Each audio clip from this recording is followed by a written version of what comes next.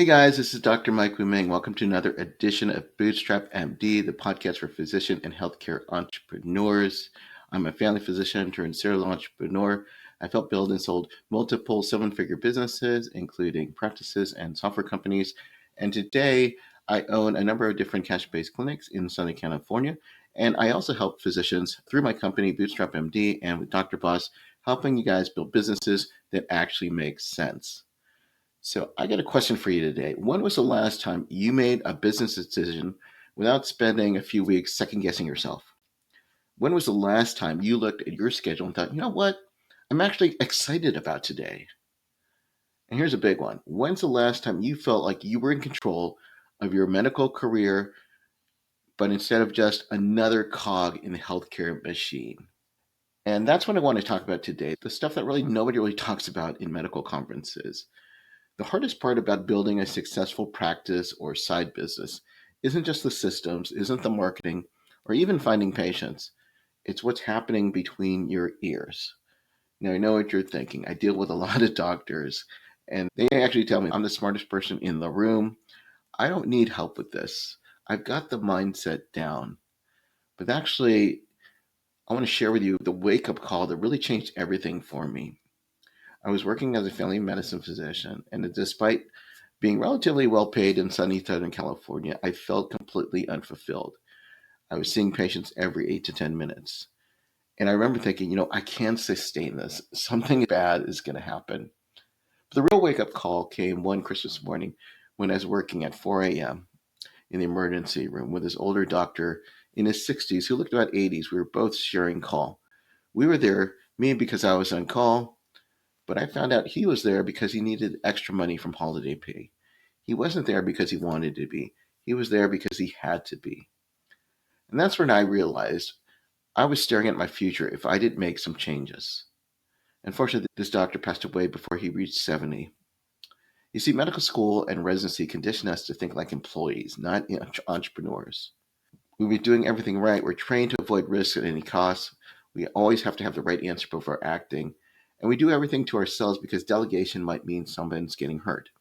But then when we graduate and wonder why we struggle with business decisions, it's like training someone to be a helicopter pilot and expecting them to drive Formula One. So here's the identity crisis that every physician faces. And it's really the thing that kept me stuck for years. I had this voice in my head saying, I trained my whole life to be a doctor. And if I'm spending all my time starting a business, developing my business, does that make me less of a physician? This identity conflict is real. I see it with my clients almost every single day. We tie our worth to how many patients we see by how many hours we work. But here's what I learned after living clinical medicine for some time, helping build multiple businesses, and then eventually coming back to medicine on my own terms. You can be a great physician and be a successful entrepreneur. So I'm going to share with you 3 mindset shifts that really changed everything for me. I've identified these shifts that separate those who thrive from those who seem perpetually stuck. Shift number 1, I call it from being a perfectionist to iteration. In medicine, perfectionism saves lives. In business, it can really kill momentum. When I started my first cash-based clinic back in 2012, I made every mistake you can imagine. I was doing hormone therapy and I spent over $4,000 in mailers advertising free consultations. You know how many serious prospects that brought in? I had one guy, and he wasn't even interested in testosterone replacement therapy. He wanted free medical advice about completely unrelated issues. My problem is I was trying to perfect everything before I launched. The location above was a noisy parking garage with steel doors that banged all day. I had cheap IKEA furniture.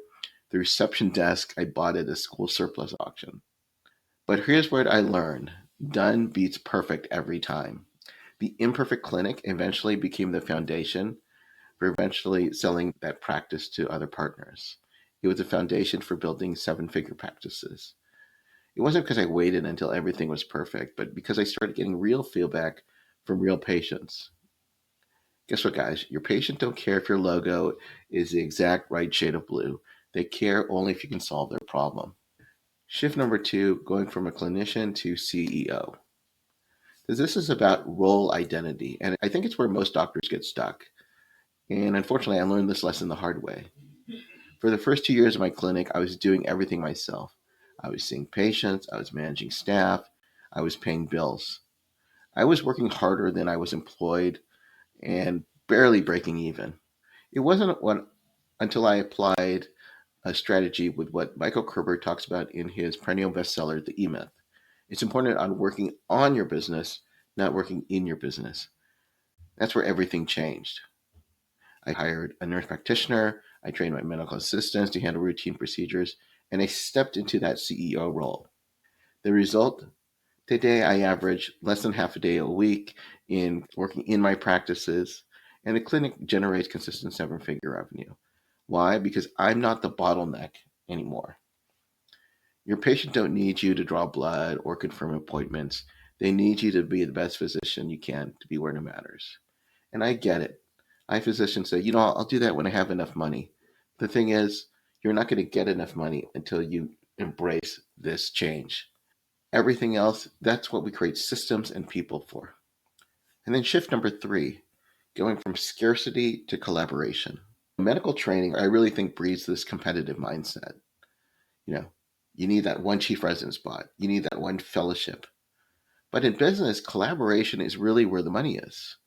I learned this when I was researching my market. Instead of seeing other weight loss clinics as competition, I studied what they were doing right and what they were doing wrong. You know, I studied these offers. I'm sure you've heard of Groupon. I'm not saying this is the way that you need to go, but it shared with me like what people actually wanted. It gave me data that one clinic had over 5,000 people buy their weight loss program voucher. They told me that was serious demand in this market. And then instead of rather than trying to undercut them and go from a race to the bottom, I figured I had to differentiate. While they were just handing out medications, we added nutrition counseling with my medical assistant and registered nurse. We paid for them to get trained. While they offered commodity services, we focused on building relationships. The scarcity mindset states that I got to protect myself, I got to protect my turf. When you change to the abundant mindset, you have a different answer. You ask different questions. You want to say is, what can I learn from what's already working? One keeps you stuck, the other builds you wealth. It's all about rewriting your money story. So let's talk about how physicians often think about money. And I think most of us think about it completely backwards. As a family medicine resident, I started my first business. It was a test preparation company for aspiring doctors. I was working 50 to 60 hours a week in residency, yet still building this business on my spare time, which is often between 5 to 7:30 in the morning. Although that business was successful, I was still thinking like an employee. I was trading time for money, but just in a different format. The real shift came when I learned about building systems that generated revenue without my direct involvement. I had different services. I had my wife, she worked on critiquing personal statements and helping them rewrite them. When I eventually was co-owner of a software company and eventually sold it, I realized I could make money from the work that I had done years earlier. That's creating revenue, but the revenue is value-based revenue instead of time-based revenue. And here's a question that really changed my perspective.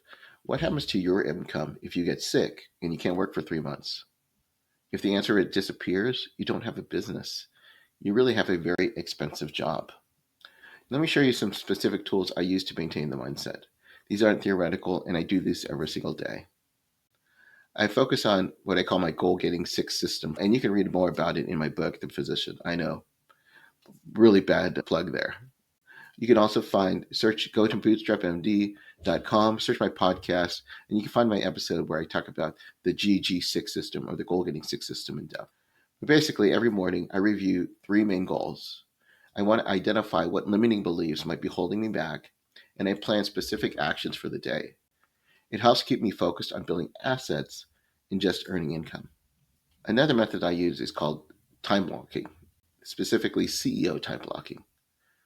Can you spend one day a week without zero patient care, just pure business development? And I know what you're thinking. If you got a busy practice, Mike, I can't take a whole day away from my patients.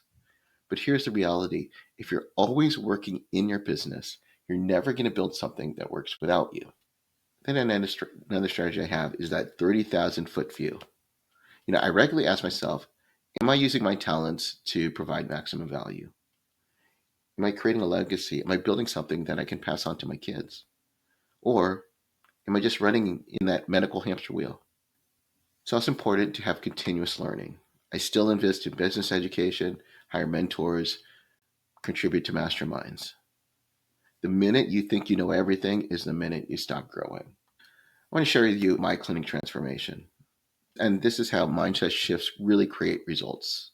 When I first opened my clinic, I was the typical control freak physician trying to do everything myself. The breakthrough came when I realized the clinic could only be profitable if I wasn't there. How can I create services that I can replace myself?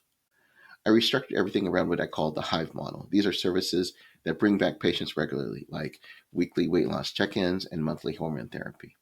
I hired a mid level provider who is passionate about aesthetics. I trained medical assistants to handle routine procedures. I created standard operating procedures using Loom videos. I created systems so patients weren't asking for me specifically. They were happy to work with my trained staff. The result is I went from working 5 hours a week to about 4 hours a week. The clinic now serves hundreds, thousands of patients, but my income isn't dependent on how many people I see, how many people the practice sees. And that's really the mental leap from being the technician to becoming the architect. And it's only possible when you change how you think about your role. And look, I've been where you are. I know the struggles of feeling trapped in a system that seems designed to burn you out. And I still go through this every single day.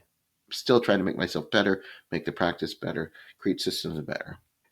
But I know what it's like to wonder if there's something better out there. And here's what I want you to understand. Every successful physician entrepreneur started exactly where most of you are right now. The only difference is they decided to start thinking differently. This is going to be controversial, but you don't need an MBA. You don't need to reinvent the wheel. You just need to start thinking like the CEO of your own life instead of an employee in someone else's systems. The physicians who embrace this are winning right now. They're building wealth, they're working less, actually enjoying medicine again. If I'm not smarter than you, I aspire to be the dumbest person in the room in some of these masterminds. What I've learned is they just make different mental shifts. So they chose to think in terms of systems instead of individual effort. They chose to build assets instead of just earning income. They chose to bet on themselves instead of hoping the healthcare system would magically get them better. So here's my challenge to you. What is your next move? I want you to take time this week just to think what's one small step towards thinking like an entrepreneur instead of an employee. It could be as simple as tracking how you spend your time for the next 3 days, or researching what other physicians in your area, in your expertise, are they charging for cash services. It's okay to start small, but the best time to plant a tree was 20 years ago. The second best time is today. If you like what you hear, I would love you to be part of the Dr. Boss community. You can go to school.com and search for Dr. Boss, or you can go to school.com/Dr. Boss, or you can follow my resources at Bootstrap MD at bootstrapmd.com. We've got resources, case studies, again, a community of physicians who are actually living this life. Remember, you only get one life. Don't spend it working for someone else's dream when you could be building your own. As an entrepreneur, you're going to have your ups, you're going to have your downs. Do something a little each day to get you closer to your goals and keep moving forward.